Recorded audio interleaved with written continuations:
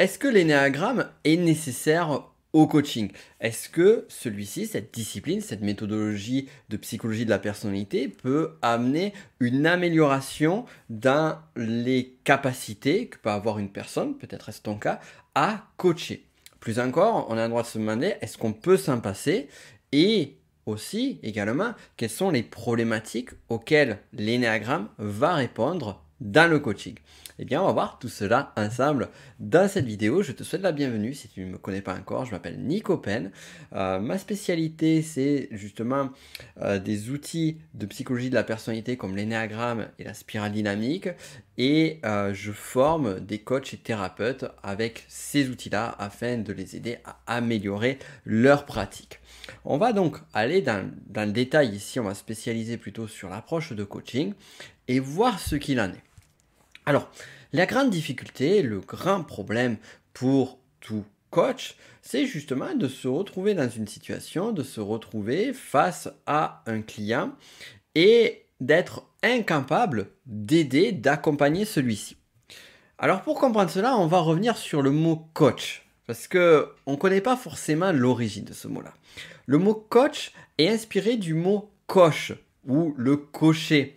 Tu sais, à l'époque du 18e, 19e siècle, quand on avait le fameux cocher avec le cheval qui amenait une personne d'un point A à un point B.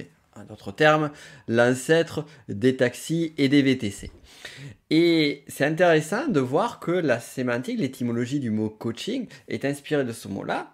Pourquoi? Parce que finalement, un coach, son job, c'est d'accompagner une personne du point A au point B.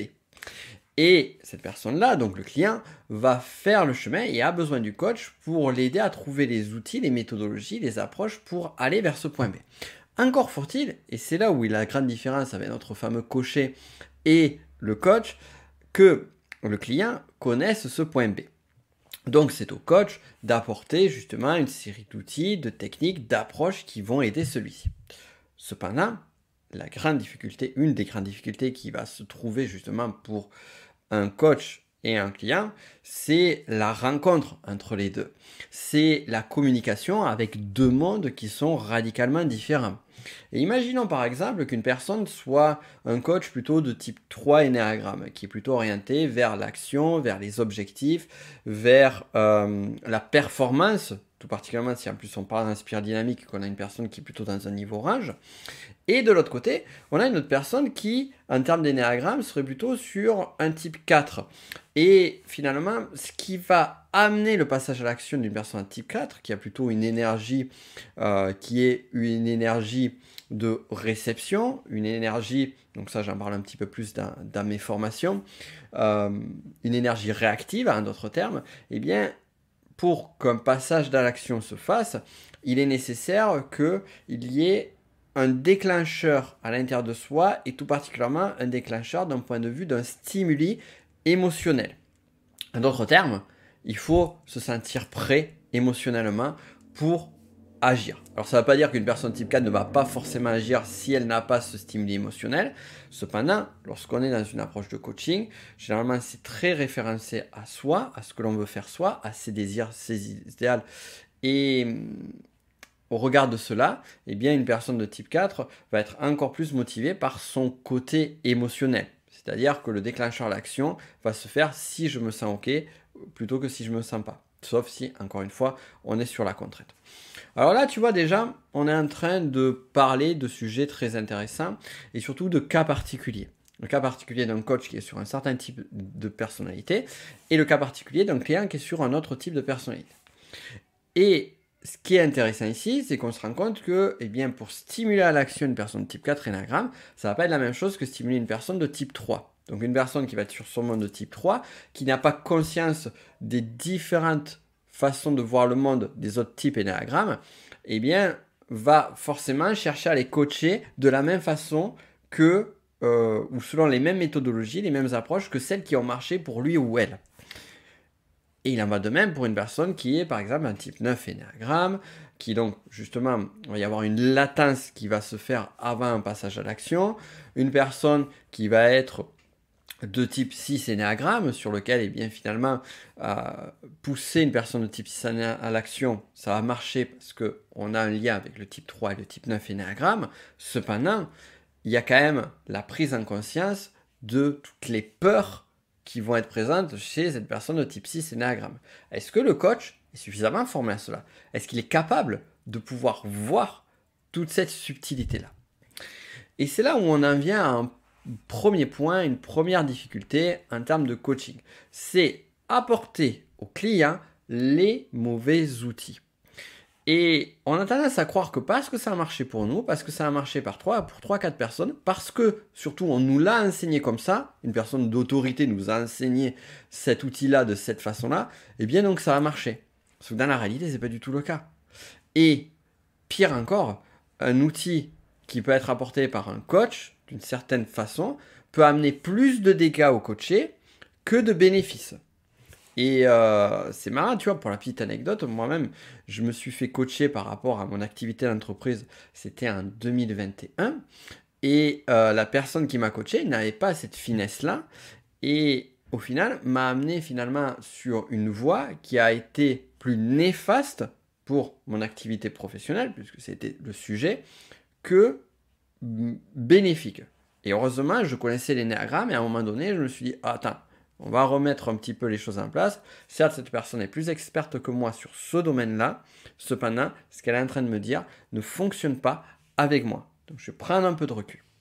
Seulement, ce recul-là, une personne, un client, n'est pas censé l'avoir. Ce n'est pas son job. Et ça, c'est le job du coach. Donc, le job du coach, c'est d'apporter les bons outils, les bonnes approches, les bonnes méthodes pour amener son client à son objectif, l'objectif du client, qu'on soit clair, et ce de façon saine. Ok, premier point.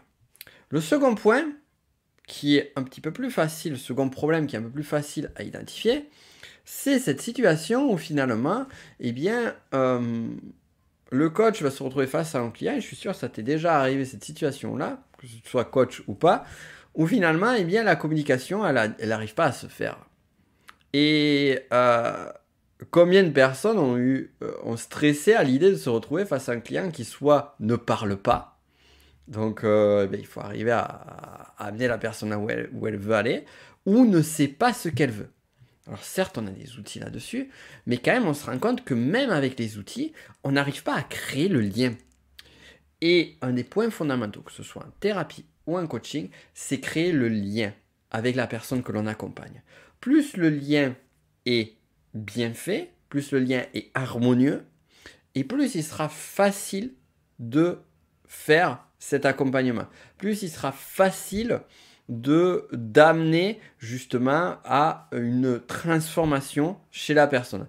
Et c'est encore plus vrai quand on va avoir des approches qui utilisent tout ce qui va être lié autour des trans hypnotiques. Puisque là, justement, pour amener une personne sur une transe hypnotique, comme par exemple l'utilisation de l'hypnose ericksonienne ou d'autres outils comme la PNL ou bien d'autres disciplines qui finalement utilisent ces phénomènes de transe hypnotique sans forcément porter le nom dessus, eh bien, si la personne n'a pas confiance à la personne qui l'accompagne, que ce soit un coach ou un thérapeute, là on ouvre en étant également sur les thérapeutes, eh bien, ça ne va pas fonctionner. C'est clair et net. Donc tout ça pour dire que finalement, en fait, l'énéagramme, on comprend déjà pourquoi c'est nécessaire. On comprend donc ici que l'énéagramme, eh bien, c'est un travail sur les 9 grandes familles de personnalités. Et encore une fois, chacun d'entre nous est différent. C'est pas parce qu'on va coacher une personne d'un type 9 énéagramme et que ça va fonctionner qu'il va falloir coacher une autre personne de type 9 énéagramme de la même façon. Prenons un exemple simple. Une personne de type 9 survie ne va pas avoir les mêmes besoins qu'une personne de type 9 plutôt tête à tête. De même, une personne de type 9 qui va avoir plutôt un mental, un type d'intelligence secondaire ne va pas fonctionner de la même façon qu'un type 9 qui va avoir un type d'intelligence émotionnelle en secondaire, sachant qu'on sait que l'instinctif est son type d'intelligence privilégié. Bon, là, je suis en train de donner des infos qui vont peut-être un petit peu plus loin. Moi, j'aime bien toujours le faire parce que je sais que eh bien, les personnes qui m'écoutent, certains ont des niveaux plus ou moins avancés. Donc, dans tous les cas, si ces sujets ne te parlent pas encore suffisamment, je t'invite à regarder les liens en dessous, donc où je parle plus en détail de l'énéagramme et où je parle justement de coacher sur l'énéagramme. Je vais revenir là-dessus juste après. On va quand même finir sur le sujet du coaching. Donc, on a l'énéagramme, on connaît le type de personnalité de la personne. Quand on connaît le type de personnalité de son client, quand on arrive à le trouver, il y a des méthodes pour le trouver. On ne va pas le trouver comme ça en claquement de doigts. Ça va se faire petit à petit. Bien qu'il y a certaines personnes qui peuvent parfois paraître assez caricaturales, peuvent être guidées très rapidement parce qu'on arrive à voir de suite le type énéagramme. Toujours est-il, il y a un petit travail de recherche, un petit travail de typage. Lorsque celui-ci est fait, et bien du coup, la guidance va être super simple parce que je sais quel est l'univers de la personne, je sais quelle est sa vision du monde, je sais quels sont ses enjeux psychologiques, je sais qu'est-ce qui se cache derrière cette personne, quelles sont les situations de stress pour éviter justement que mes outils que je vais utiliser vont mettre cette personne en stress, et je sais aussi qu'est-ce qui va être super aidant pour cette personne. Ok, donc ça, on a déjà sur les types énéagrammes. Mais maintenant, qu'est-ce qui va se passer si je ne connais pas le type de personnalité de la personne en face de moi? Eh bien, c'est ça qui est génial avec l'énéagramme. C'est qu'on n'a pas forcément besoin de connaître le type énéagramme de la personne pour pouvoir aider. L'énéagramme, c'est une discipline qui est connue justement pour les 9 grandes familles de personnalités. Cependant, je t'ai évoqué en amont les 3 centres, les 3 types d'intelligence: instinctive, émotionnelle, mentale. De même, on peut rajouter autre chose. On peut rajouter les 3 instincts types: sexuel, ou dit tête-à-tête également, social, ou dit grégaire, ou conservation, survie. Donc ça aussi, ce sont d'autres façons d'être, d'autres centres d'attention, plutôt instinctives, qui vont faire que si une personne est plutôt axée sur l'un que sur l'autre, eh bien on va faire le coaching de telle ou telle façon. Donc on a ça déjà, on voit que c'est sur la typologie, mais aussi on a la philosophie générale de l'énéagramme. Et ça, on l'oublie souvent. Et la philosophie générale de l'énéagramme, qu'est-ce que c'est? Eh bien, la philosophie de l'énéagramme, c'est une philosophie qui parle de notre personnalité qui est adaptée à ce monde, avec des croyances qui sont développées, avec une vision du monde qui est biaisée, et aller vers la personnalité supérieure de cette personne-là, c'est-à-dire aller vers le moi supérieur, vers le moi plus évolué, sortir de la partie animale de notre être pour aller sur la partie la plus éveillée. Et ça, c'est aussi un sujet sur l'énéagramme qui peut aider. Et il reste un dernier point dont on n'a pas parlé, qu'on oublie souvent. C'est qu'on a parlé beaucoup du client, de la personne que tu vas accompagner, de la personne du groupe. Tout dépend le type de coaching que tu fais. Mais on oublie quelqu'un, c'est toi. Et toi, tu as ton type énéagramme. Rappelle-toi l'exemple que je t'ai donné en amont. Je t'ai parlé d'un 3 avec plutôt un niveau en spirale dynamique, donc ça c'est un autre sujet. Tu verras plus d'infos en description. Donc, on a un type de personnalité. Et en fonction de notre type de personnalité, on va avoir tendance à aller sur certains biais de fonctionnement. On va avoir aussi certaines appétences pour des outils plutôt que d'autres. Par exemple, la partie connaissance va être beaucoup développée sur une personne de type 5 énéagramme. La partie création du lien avec l'autre et empathie va être extrêmement développée sur un type 2 énéagramme. Donc pourquoi ne pas utiliser ces points de force qui sont en nous? Mais encore, pour les utiliser, faut-il les connaître? Faut-il connaître son type énéagramme? Faut-il savoir également quels sont les blocages, les enjeux, les stress que l'on vit nous aussi et que l'on va projeter, que l'on soit coach, thérapeute ou autre, on les projette toujours en face de nous. Et ça, c'est important d'en avoir conscience. Parce que ça ne va pas nous empêcher de les projeter. On le fera forcément tôt ou tard. Mais seulement le fait de le savoir, ça va éviter de faire des bêtises et justement de faire en sorte d'amener une personne là où elle n'a pas à aller. C'est pas parce que toi tu penses et que toi ça a été bon pour toi telle ou telle approche qu'elle va être bonne pour ton client. Et ça c'est super important. Voilà donc pas mal de points clés qui font que l'énéagramme est un outil génial justement pour aider dans tes accompagnements en coaching. Si tu vas aller plus loin, puisque là vraiment on est vraiment sur les fondamentaux, j'ai réalisé une formation complète à ce sujet. Donc tu verras, il y a une vidéo qui est une vidéo informative sur laquelle également je donne pas mal d'infos complémentaires qui te présente cette formation-là. Elle est un lien dans la description. Elle s'appelle Coaching et thérapie par l'énéagramme. C'est une formation qui est hyper complète. Formation numérique, on travaille sur 9 semaines à fond sur tout cela et je te donne pas mal d'outils vraiment sur toutes les approches. Travaille sur les profils, comment travailler en fonction de chaque profil, comment travailler en fonction de chaque type d'intelligence, comment travailler en fonction des strengths instinctifs, comment travailler sur la philosophie énéagramme, comment travailler selon ton type de pratique, que tu sois coach ou thérapeute, selon telle ou telle pratique, on ne va pas travailler de la même façon, et comment travailler selon ton type énéagramme. Donc je t'invite à regarder le lien juste en dessous. Abonne-toi à cette chaîne si ce n'est pas déjà fait pour avoir d'autres vidéos. On dit aussi qu'il faut cliquer sur la cloche pour être sûr d'avoir les notifications, puisque finalement l'algorithme de YouTube, il n'en fait qu'à sa tête. Donc je t'invite à le faire si tu souhaites avoir plus d'infos avec moi. Et on se retrouve de suite de l'autre côté sur les liens en dessous.